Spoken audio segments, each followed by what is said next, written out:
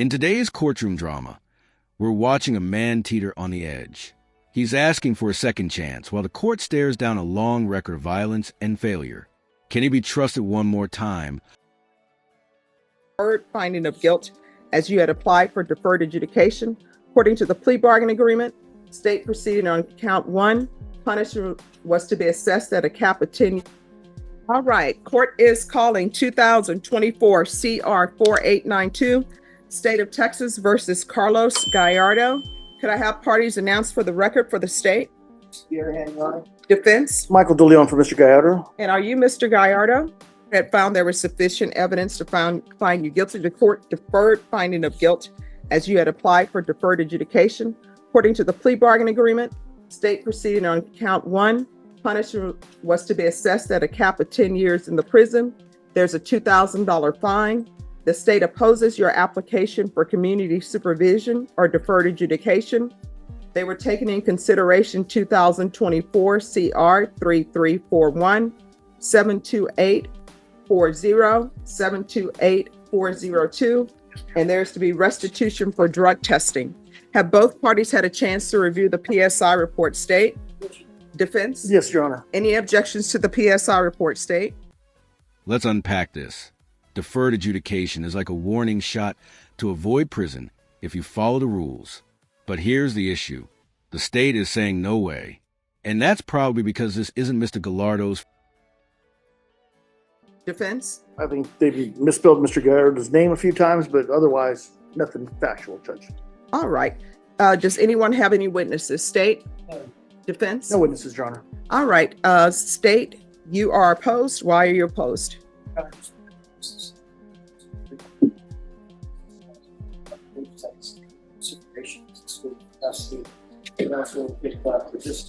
Also, that was BTS even the founder of the states bills that 10-year. Just 1 second. Guys, I'm on the record. Okay, sure. All right, you may continue. Judge, you just had a history. Peter was waived in this case through plea negotiations. So the state believes that a 10-year sentence is appropriate. All right, defense. Judge, Your Honor, Things go quiet for a second, and that silence. It's heavy. The defense is about to argue Gallardo deserves treatment, not time behind bars. But after so many chances, Mr. Gallardo does have a criminal history in his past, but the problem with Mr. Gallardo is in the past, he's constantly never gotten drug treatment. He's gone to prison before for similar deals, but the thing is that he, as the PSI states, he does want to have drug treatment. He wants to get help. We can send him to prison today, Judge, and that's just kicking the can down the road. We need to get him, especially since he's motivated to get treatment.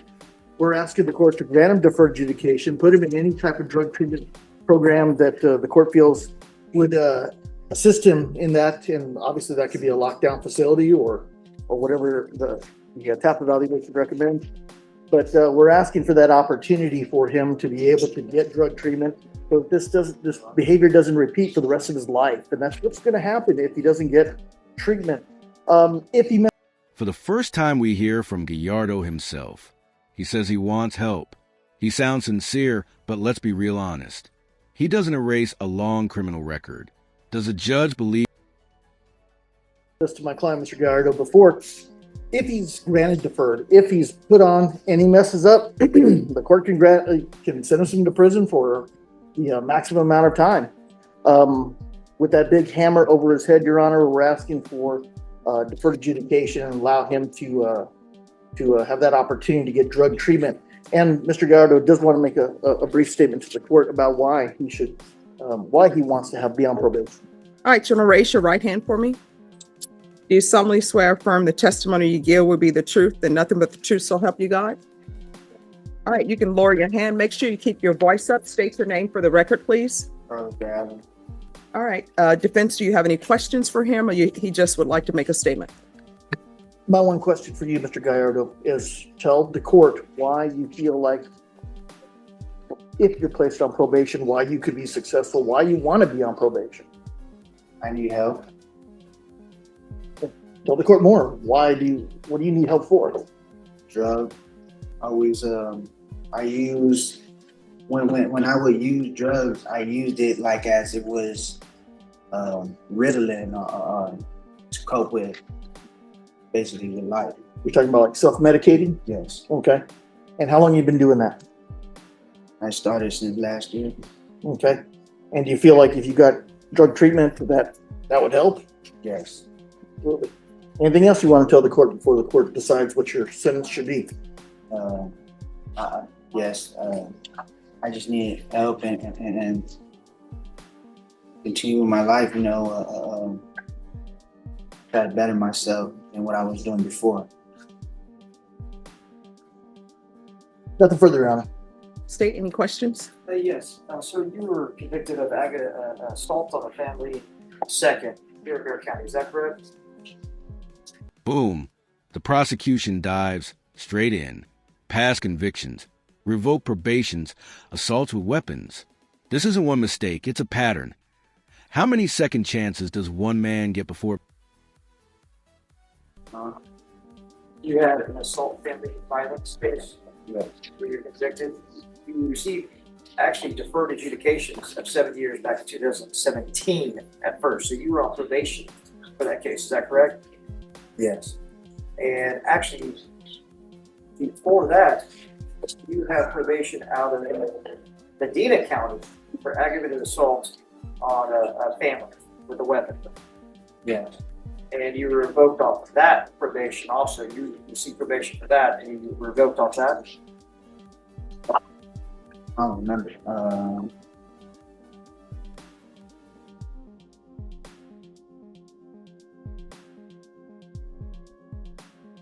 I don't know if that was for over here or in Medina.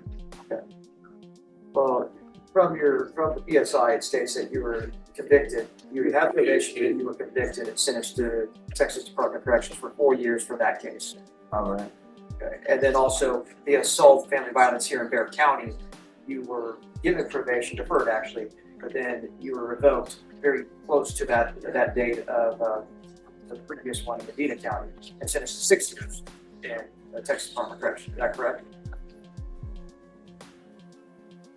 I mean, I don't remember, that far back about, my past or that stuff, I had forgot about a long time ago, probably. Thank you. Go for the question. All right. So, Mr. Gallardo, the court has reviewed the PSI report, and the PSI report shows your criminal history. I'm not even going to consider your juvenile history because sometimes people are young, they do foolish things. But you were given probation for possession of marijuana April 3rd, 2007, and you ended up being revoked. Now, I am assuming that when you're given probation, if you have a drug problem, alcohol problem, mental health problem, they will give you conditions to address that. Then in December 2007, you were given deferred adjudication for assault, bodily injury, married. Then in April, I'm going to discount the April 2016 offenses because they were dismissed because you were convicted of something else. And then there was a resisting arrest, search and transportation charge, February 2024, that was taken in consideration. Then when we get to the felony cases, April 24, 2016, you had an assault family second and you were given deferred adjudication. I'm assuming it's 2016. People know when people need drug treatment, mental health treatment, they offered you that. And what ended up happening is you were revoked on that. So that means that you did not successfully complete it. Then you have this instant offense. This is just in Bear County. Then out of county, in Medina, from 2008, you have another assault, bodily injury family. Then you have an attempted resisting arrest, search or transportation. Then in 2009, you have an aggravated assault, dating family household with weapon. You were given probation on that and you were revoked. So I don't think you're a good candidate for probation. So I'm not going to grant your application. I'm going to find you guilty. Does anyone wish to speak to the cap? Judge would request something more reasonable, like 5 years. All right. Court is finding you guilty. The court will give you credit for any time served. I'll request the Therapeutic Community Mental Health Unit for you. Take in consideration 2024 CR 3341. And there it is. The judge delivers the final blown probation, 10 years in prison. And because of the plea deal, Gallardo can't even appeal. This is the justice system. Court 14 cause number 728-401.